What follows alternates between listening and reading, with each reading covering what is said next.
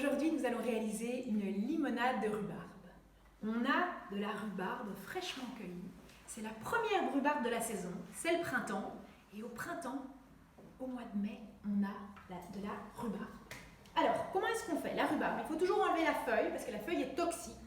Donc, j'enlève la feuille, j'enlève le bout ici. Et alors, on va devoir enlever les... Ça, c'est pour toi, Inès. Henri, ça, je vais te donner aussi une belle tige. Il faut les choisir bien rouges pour qu'elles soient un peu sucrées. Alors, comment est-ce qu'on va faire? Je vais vous montrer.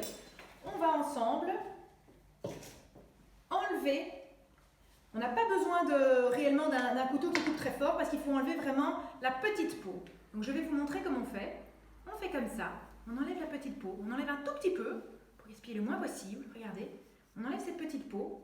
Et alors, on va pouvoir faire des petits tronçons de rhubarbe pour réaliser une petite... C'est chouette, regardez, ça s'en va tout seul. Pour réaliser une petite compote de rhubarbe. Ce sera la base de notre limonade. Allez-y, à vous. Tu t'y mets? Si c'est trop long, tu peux couper en deux, comme ça c'est plus facile. Et alors, on fait avec les doigts. Moi, j'aime bien faire ça avec les doigts aussi. Et alors, on enlève les fils. Tiens, on a du travail. Hein. On va essayer de faire 6 à 8 tronçons de rhubarbe. Alors, on fait ça. Hop, voilà. On n'enlève pas trop. Et alors, on va faire les petits tronçons une fois qu'on a enlevé la petite peau. Henri, tu vas m'aider avec les tronçons, toi? Oui, bravo, très bien.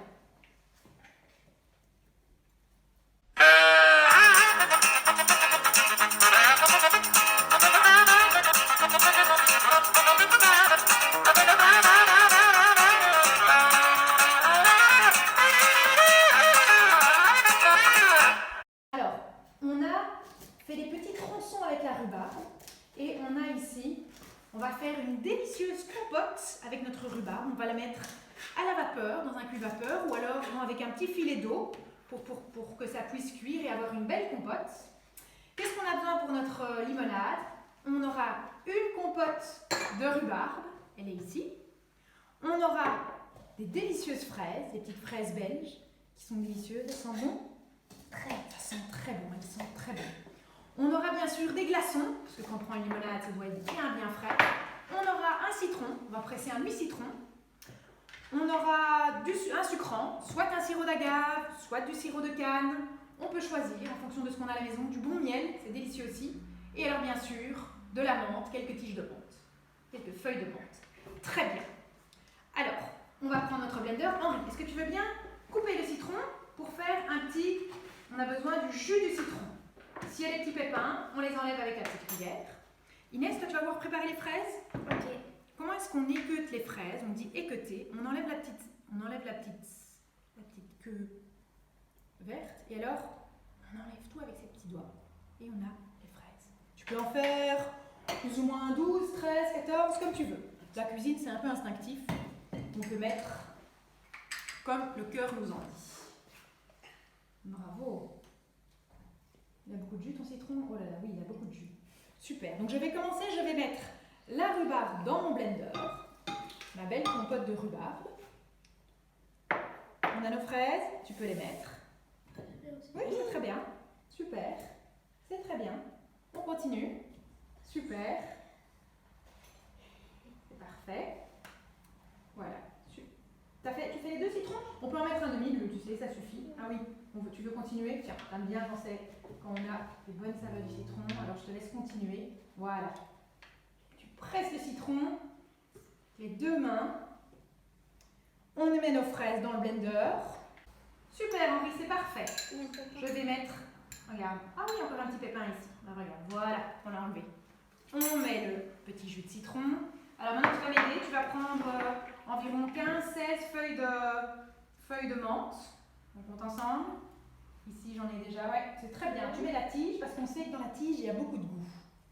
Super, on fait des petits morceaux dans le blender. Merci. Parfait, on a assez. On a certainement une quinzaine de feuilles. Qu'est-ce qu'on doit encore mettre? On met les glaçons. Tu les mets? Oh, on va en garder pour dans le verre. Regardez, on va en mettre dans le verre ici. Voilà. Et tu peux mettre les autres dans mon blender. Bonne idée. Vas-y, tu peux les mettre comme ça. Inès? Du sucre. Du sucre, très bien. On va mettre, tu peux mettre 6 cuillères à sucre. C'est des cuillères à café. Pour sucrer un petit peu notre... On peut mettre aussi du miel, du sirop d'agave. Et Henri, toi tu vas mettre de l'eau? Tu peux mettre de l'eau. Oui, tu peux tout mettre. On met environ 1 litre d'eau. Parfait. Très bien. Maintenant, on va faire tourner. Alors, Henri, tu es justement à côté. C'est toi qui vas faire tourner. Je vais fermer mon blender. Et quoi? On met sur 4. Que ça tourne bien.